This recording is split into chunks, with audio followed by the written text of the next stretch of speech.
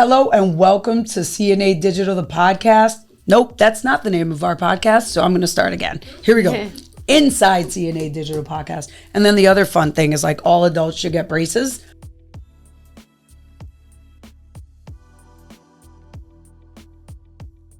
Hello and welcome to Inside CNA Digital, the podcast. We are so happy you decided to join us. Listen, it's not lost on us that you're spending 30 minutes with us, so we're going to have a fun time. And boy, do I have a special guest for us today. I'm going to have you help me welcome Nicole Scheinlin. She is the founder and CEO at Rivera Mentoring, which is kind of how I know her. But she's also a partner at Mentor and Scheinling. Did I say that right? Yes. I never want to mess up a name, and certainly not yours. Thank you, Nicole, for being here. So nice to be here. Thank you for having me. Yes. So we actually start our pre-show with a little bit of kitchen talk, and Nicole is just such a special human. And so the goal with today's episode is really to have our audience learn about you and the exceptional human you are, the things you do.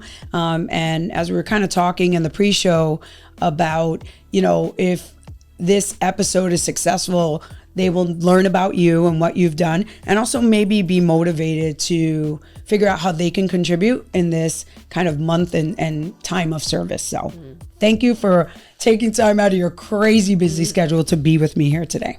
Thank you. Thank you. Lovely to be here. And thank you for your service to her honor. 3-time mentor, veteran. Listen, this is actually, we were talking a little bit about, and I think the audience is going to learn just how busy a woman can get, and how you carve out more time and find the time. This year has been especially moving for me because I have a different kind of mentee, and every person and every child and every kid is different. And but it's been a lot of fun, and it always is. But this is about you. So let's talk a little bit about you, your background.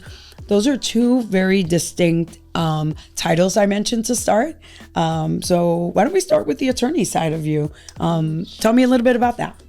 So when I went to law school, I went on to do criminal defense. So I was a little bit of the black sheep of the family. Okay. And worked in the Bronx at the Legal Aid Society, doing all sorts of hearings and trials. We handled every case from turnstile jumping to everything but murder, because our law firm's insurance didn't cover murder trials.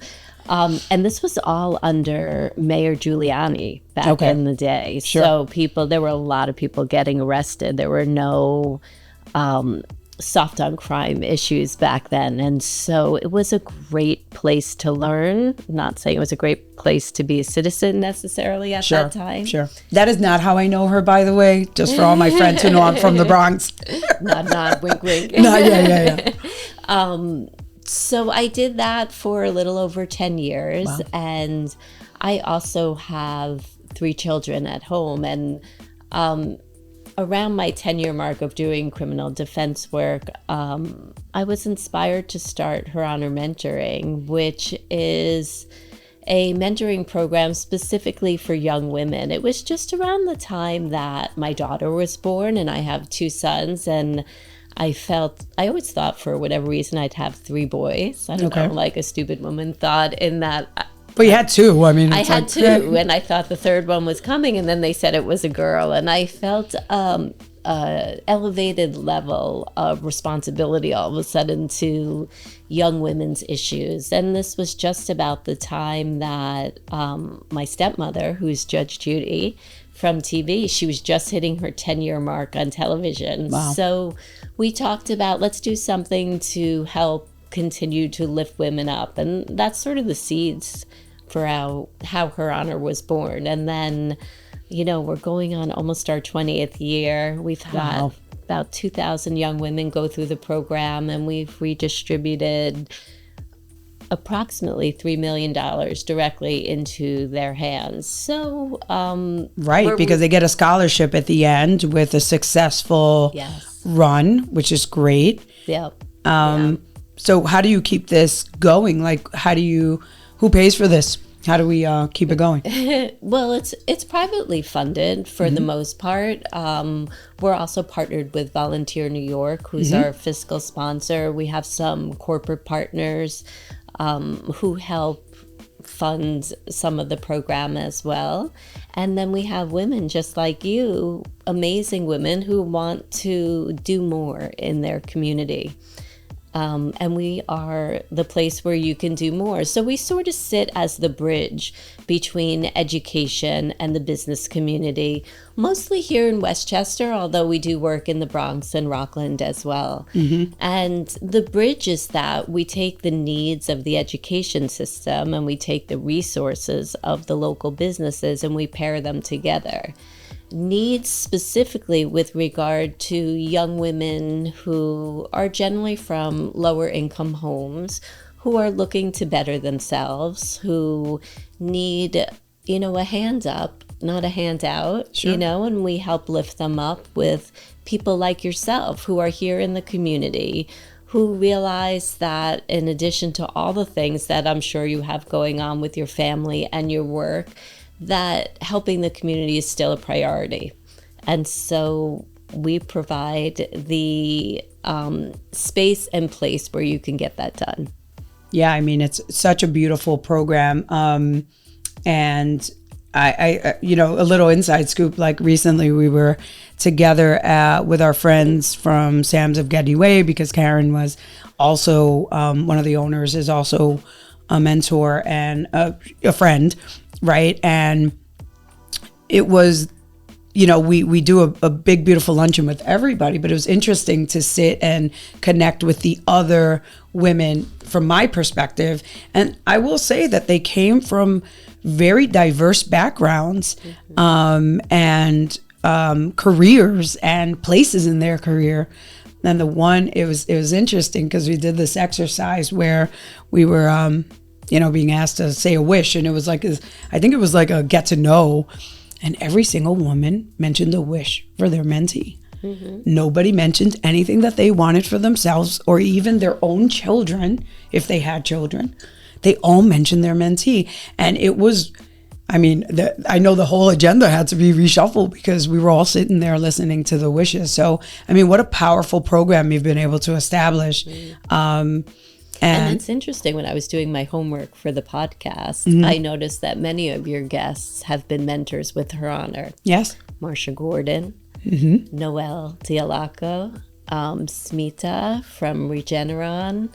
Who else? Dawn French helps us at White Plains Hospital. So I'm sure that's true. I didn't even make that connection, interestingly, but it makes perfect sense. And it's a testament to what the women in our community are doing and what's a priority to them and what they want to see for themselves and also for the business community. Dawn French leads White Plains Hospital.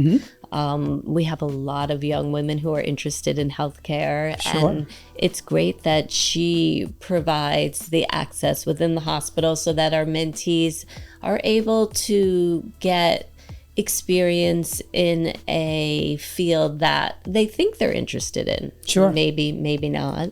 To women business owners like yourself, so we have a broad range of different interests that we're serving. And the young women, as you've seen from your 3 mentoring experiences, Mamaroneck, New Rochelle, this year you have Mount Vernon, we have 15 high schools in total. Wow. So, it's really nice to see the community working because we work closely with schools to identify young women who would benefit from our program. So it's nice to support the community in that way. Well, it's so interesting, right? Because my mentee wants to study law. So I'm like, okay. So I have a lot of great lawyer friends. And I'm like, I'm going to help you out here. I was like, let's wait for the weather. We'll make some intros.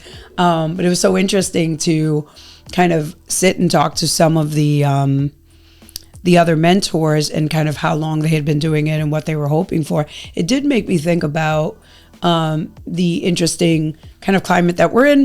It's been an interesting year. How does an organization like Harana Mentoring, like what are we thinking about for 2026? What do we need from the community? Maybe from some of our listeners or watchers, viewers on YouTube. Like, what do you need? What do you hope for in the future, 26 and beyond?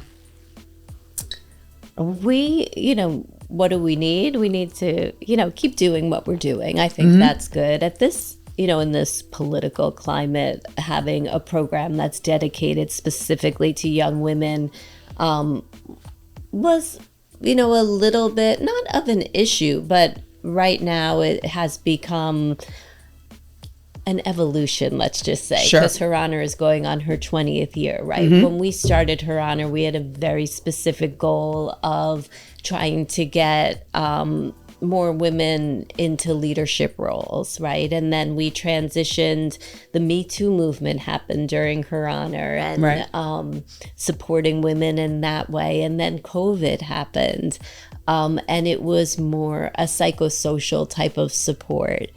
And now we're moving into the next iteration of, how we serve young people. It's not so much, that we're specifically focused on young women because we think that young men have everything they need. Right. Because we don't think that, but His Honor is out there for you to start. We're focused on Her Honor. Right. And helping specifically lift young women, because when you look at the poverty statistics, it's more women than men. It's women who are, supporting a lot of times their children. Sure. So, that's sort of what we're looking for. We're really open to just doing the right thing and, whatever comes of it.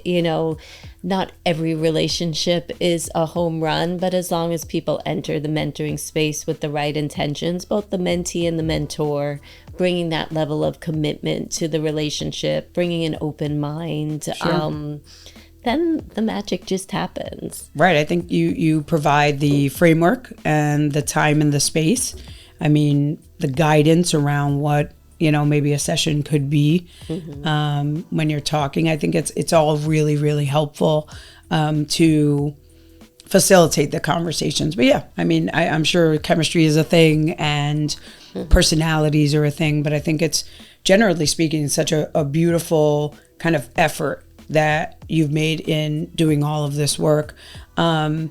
I know we talked about both of us being passionate about education. Yeah. And that's really, I guess, if I had, a future wish, as education changes because the world continues to change, right? Having formal mentoring experiences become part of a high school curriculum is something that I think would be really beneficial, especially all the digital things that take attention away from face-to-face. Sure. Facilitating that type of engagement as part of the educational experience would be, a real boost to the education system. I mean, SATs versus, meeting someone and talking to someone might be a way more, it's a powerful way to get together, and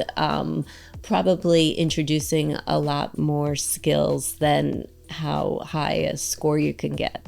Sure. And I think that, it's hard because it's in the media so much, and in the corporate vernacular now, and everybody's kind of sick of like talking about AI. But when you think about artificial intelligence, kind of what it's currently doing, like right now, not the future, and how it's being used, what a lot of the data that are coming out now suggest is that this interpersonal skills and the EQ of a young person is going to be of utmost importance, because in some ways, not that it's equitable who has access to, AI or any of that, but really it's a little bit of a universal, like if you could search it on AI, I could too. And we kind of now know the same thing with the same prompt or the same effort. So now what differentiates us in the career or in the social is going to be, how do we interact with other people? And so with everything having been virtual for years during the pandemic and then after, how are young people learning how to connect personally? Right. And also for truly, not to be hokey, but a more peaceful society, as is being discussed in the news, that people are so polarized. When you get together with someone, you're learning new perspectives, right?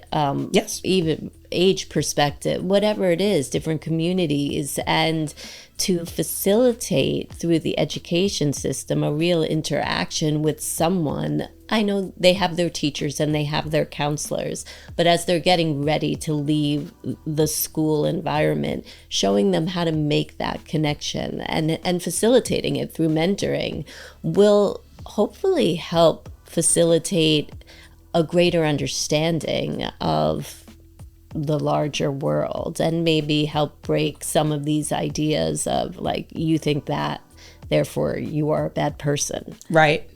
Well, it's interesting because, my gen and I would say our gen is more press to flesh. It's more in person. It's let's grab lunch. It's, I'd rather run to my client's office, no matter what traffic is like, than do a Zoom. I'll do a Zoom, but I'd rather break bread, have a conversation. And it's so interesting because even, in the business world where, my day job is around business and development, it's an interesting world there, and sometimes over email, right? Things can get hairy quick, and thankfully not like with my people. But when you just pick up the phone or say, "Hey, can we grab lunch? Like, are you around?" and you sit, you realize that like so much can be resolved if we could just get away from, the technology that enables success in other ways. So I think that, when I talk, because I would talk to some of the other girls that weren't my mentee at the table, I mean, they were kind of looking at, some of the mentors were teaching them like what fork is what napkin, like all of this. One of my mentors was on a podcast with me, and I remember him taking me to one of these fancy restaurants. It's one of my favorite stories, and I was just floored because there was like, it felt like 20 utensils in front of me, and I'm like, why do we need 3 spoons? Why are there 4 forks and 2 knives? And why? I had no idea which one to pick up for what course. Yep. And why were there so many courses, and is that called a course? And he quietly, gently was like, this is what you do. This one, work this way, do that. That's for that. I mean, listen, my parents were great, took me to nice restaurants, but they weren't that nice. And so how does someone teach you those fundamentals? How do you hold the fork when you cut the meat? How do you? So some of that I saw even at the first meeting. And I thought, life skills. Exactly. Exactly. And also there's a networking component that's really important for our mentees. A lot of our mentees go on to work within either their mentor's business, like Karen, when we met at her restaurant. Yes, I love that story. Working there, and help with college, finding the right college, understanding how much you're paying for it. These things that these young women coming from homes where their parents haven't gone through the college system for the most part. What does it look like when you're buying one of your first large pieces of education, when you're funding it yourself at that point in time, and you might be getting scholarships, whatever that looks like. That is so huge. That is a huge thing that you're buying, and it's a lot to take on as a 17-year-old to understand the implications as well if you're taking out loans and what that actually means. And that's sort of apples to oranges comparisons. I know we had this mentee once who was talking about, she went to a private university and took out tons of loans to do that. And now she's in not-for-profit arts. She's like, why did I do that? Yeah, I mean, it depends also, right, what career trajectory you're going to go on to know if and when you can pay off your loans. Right. And all those things matter. And I know our mentors do a really good job in helping their mentees that way. So it's just reinforcements, the mentoring program, to what's going on within the schools. This is this future vision that hopefully will take hold. It's in small places. It's not that the schools don't have mentoring programs right now, but I'm talking about making it more a part of the experience. Maybe more so than SATs and ACTs. Like, right, which is the big taking focus. all that time and all that focus to learn about somebody else. Right. I mean, I'll tell you, one of my personal joys this week was when, so sometimes with my mentee, she would talk to me about the app that is now used for this process of application, right? My son is right about to enter this space, so I can't say that I'm super experienced. I have friends and team members here who their kids who are either just going through it or have just gone through it, so they kind of are more familiar. So I'm like, share screen with me and let me see and let's play around. And when we met live this week, she says, there's a way I can just give you access. And I was like, I would be happy to help you. And right after our meeting, like, I got this request to be a part of her process and like review her stuff. And it was so significant to me because I asked her, I said, and this is not to throw any schools or anybody under the bus, but I said, do you feel like you have the support you need, considering that your mom can't support you in this area because she just doesn't know? And she's like, I think they mean well. She's like, but they're overwhelmed. Totally. They're overwhelmed. So she can sit with me about X amount of time, which clearly isn't enough because this technology, I work with technology all the time. And I'm like, wait, click there. What do you do? How do you do this? So, and imagine dozens and hundreds of students. So I think it's significant that you enable women to be able to support them in this even very tactical way, though. But if you don't know, you really don't. And I can see that making a difference. She literally, there's a section where it'll tell you schools that have reviewed your credentials to date. And she's like, I don't know what this means. And I was like, I think it means that they're accepting you and you don't need to do this and you don't need to do that, and they're going to give you some money. And she's like, and it's like, that's a big deal. Right. All of this is really a big deal. Right. And if a school gives you money, what if they don't give you enough? Well, yeah, then you have to kind of go down that path. Yeah. And I've had mentors, call over to the Department of Finance because it's about advocacy, right? Sure. And teach their mentee how you have to advocate for yourself and what that looks like. And all these things that you need to navigate as a young person, but it can be much more complex if you don't have somebody in your family who's already done that already. Yes. So, and it goes into the school and the SAT, I think, which is super important. I think, but it also goes to the life. She's like, I might want to get a summer job. Like, I'm like, great, let's figure out who for your area is the person. We search for 5 minutes. We find an email address. I'm like, write the email, send it to me. I look at it, I edit it, I send it back. I see her on Monday. She's like, they wrote back and they gave me like all of this information. I'm like, great,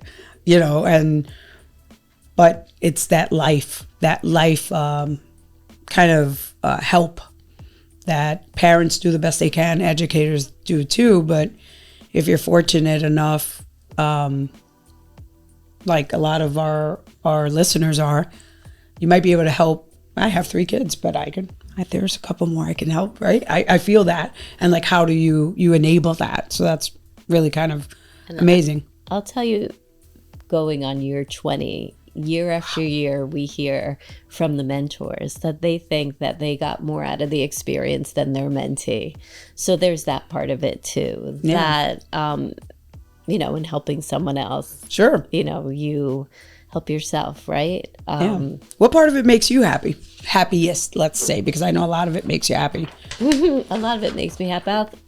The thing that I find inspiring to keep doing it is the fact that there are all these women in the community, much like yourself, who want to be a part of the change. And so when I watch the news and I hear all this negative stuff, it doesn't ring 100% true to me, because my lived experience is surrounded by hundreds of people who are raising their hands to say, I want to help the community do better. That's not something we hear about every day, but it's something I get to hear about every day running Her Honor. Right.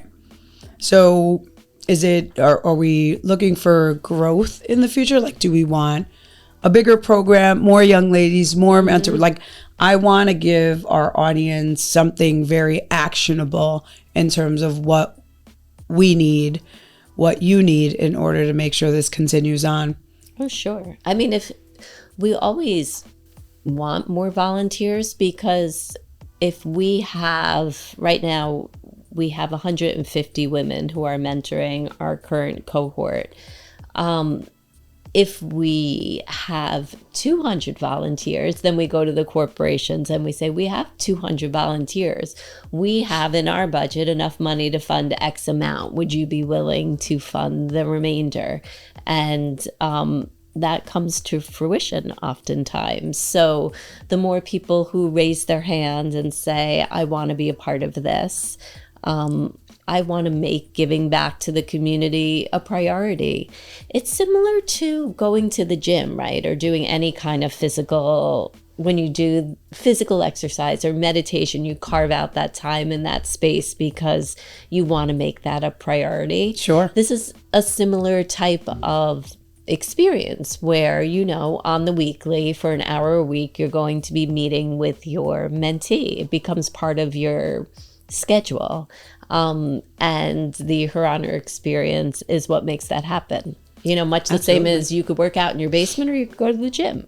Like, you can help people wherever. Sure. We provide a formal, structured experience. Agreed. And I think so. I'll use this as a clarifying moment, because I'll talk to women about Her Honor mentoring, and sometimes I'll hear something like, oh, do you have to be at a certain level, or is there a certain type? Do you have to be an owner or an EVP or something? And I try to tell them, no, you have to have that commitment. Totally. That's really it, to helping a young girl through a difficult time in life, which is this age, right? It's just the cohort age, right? You do need to have the time in your schedule. Yes. I've seen on both sides, if you don't have the time and you're just trying to, sort of jam it in, it doesn't work well. Right. It doesn't work well at all. All relationships, it needs that dedication and that time and the commitment. But truly, with the help of the schools to select the young women and the amazing mentors here within Westchester County, it's sort of a lovely, nice fit each year. We put the ship together, we set it out to sail, and it comes back, and we have just such beautiful relationships and, mentees going to schools that make sense to them, or not going to school because it doesn't make sense to them. Sure. It just depends what everybody's looking at. And now that we are going into year 20, we have so many mentees who have now come back to be mentors. We call that our virtuous circle. And it's a testament to the impact the program has had on them. Sure. This year we have at our lunch, that lovely trio from Stu Leonard's, where it's like generations of them. Generations where, beautiful, working in HR, working her way up from a cashier to now being part of the Stu Leonard's Corporation. So all good. It's beautiful, and it's a really nicely structured program with like a digital framework and also some live events. But, coming up, so when is it? 20? September. Wonderful. What do you think? I mean, what do you think the level up is for Harana mentoring? What I know we have a great program now, but obviously you're an ambitious woman, and I'm sure there's something like, what does it feel like? Does it feel bigger in terms of growth? Does it feel like a different offering or an extension of an offering? Like, even if you just ideate, and we can edit. So if you don't like what you say, we can always take it out. But I mean, like, what do you think the future looks like, or what would that level up be for Harana? This is a really interesting experience because I don't, on the year to year, necessarily dictate what the growth path should be. Okay. I don't want to get into a place where more is just more, right? So I don't know where that line is until I go over it. Right. And I feel I take it very seriously to give the mentees and the mentors a good quality experience. So I don't know where the line is where I can't do that. So we've been allowing the program to truly just grow organically. So for example, one of the growth models is connecting directly with corporations. So we're with the Burlington Corporation down in New Jersey, and they've partnered with the high school, and we provide all the Harana structure, and it's the Burlington employees mentoring young women from their school. I love that. And we've done that with MasterCard out in St. Louis. So we have some talk about having these sort of pop-ups in places where it makes sense. It's really a community model. So I feel like the more focused we stay on making sure the model has integrity and the growth is meaningful, the end point is a big question mark. Right. And the expansion plan is different, but I could see it's such a proof of concept over all of these years. And even when you look at the digital aspect, the fact that you have such a strong kind of program now, I could completely see it. And it's like kind of the business ambitious woman side of me that's like, not world domination, right? But it's like, how do we take this existing beautiful thing and help girls in different areas? Right. With world domination. With world domination. I'm talking to another one. And so we think about that because it's a community model. You and I talked about that previously, that I traveled a bit with the U.S. Fund for UNICEF, and we were specifically focused on education and a lot on young women within their communities and what life looks like for them. Wait, don't just throw that in. I want to know the backstory there. Like what precipitated that? Like how did we get there?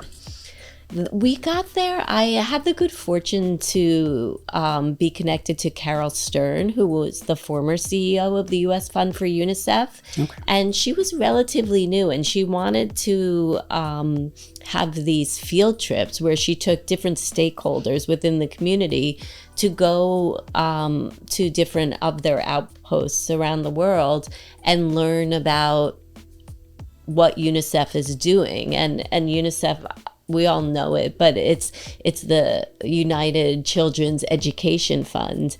And so I had 3 amazing trips with them.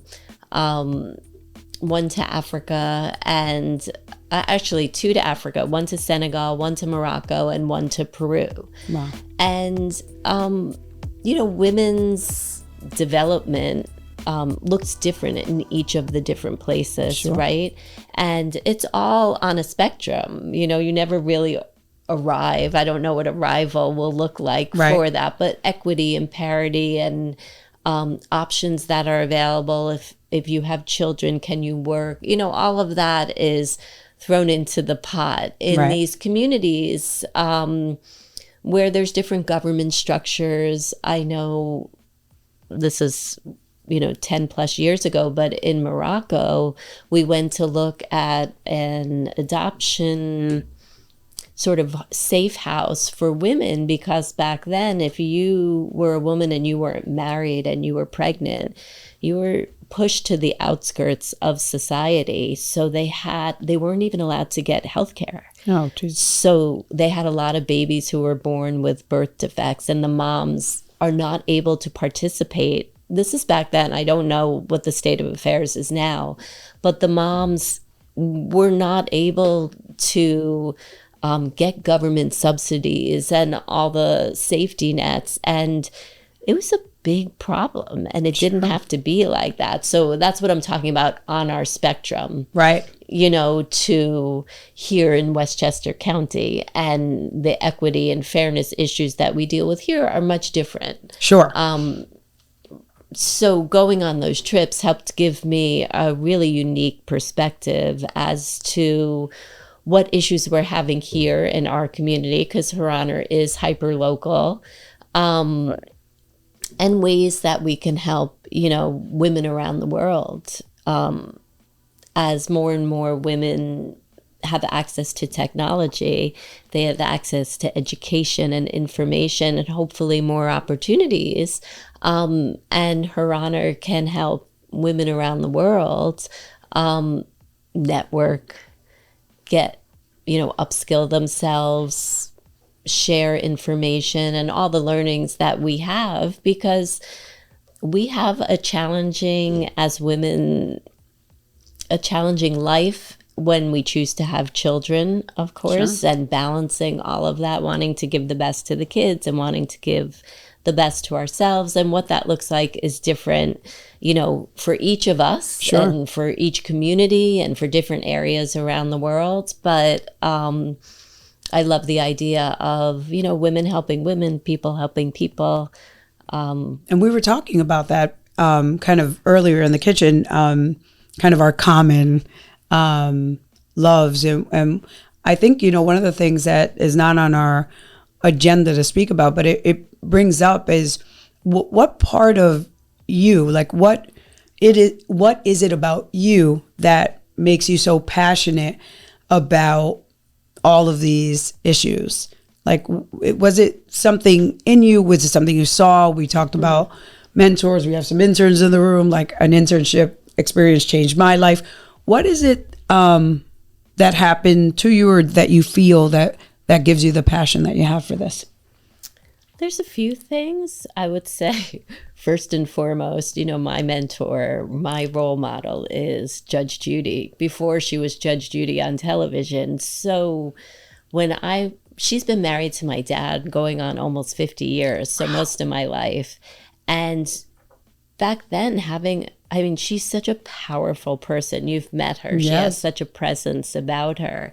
And she had such an influence over me, and talking to me about, you need your own thing. You have to be financially independent. You need to rely on yourself, because that way you can be the best you can be. Sure. Right. And that's such a heavy lesson.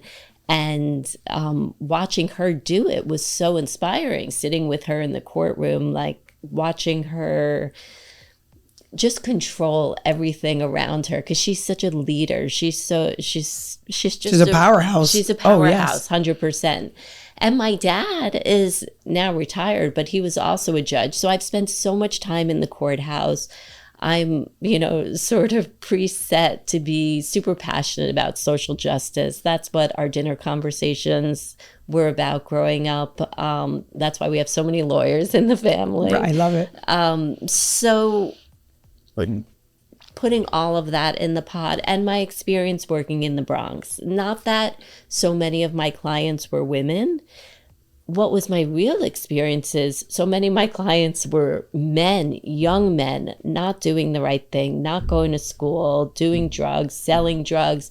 And the amount of girlfriends they had in the audience who were going to be affected on them was part of the catalyst about us really reaching into the community and trying to lift young women up, so that maybe they make different choices if they felt better about themselves.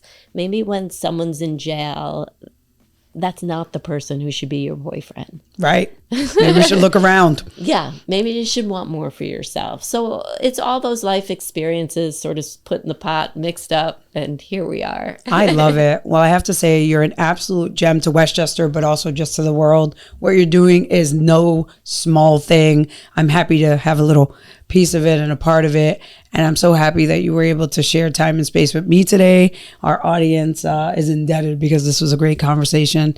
Thank you so much for everything you do and for being with us today. Thank you so much for having me. It's been wonderful. And for joining us on our journey. You know, I hope to be with you for a long time coming. So thank you. And thank you for joining us. And I hope this motivated you to think about what you might be able to do. And maybe you'll join us at Her Honor Mentoring. Sure. Until next time.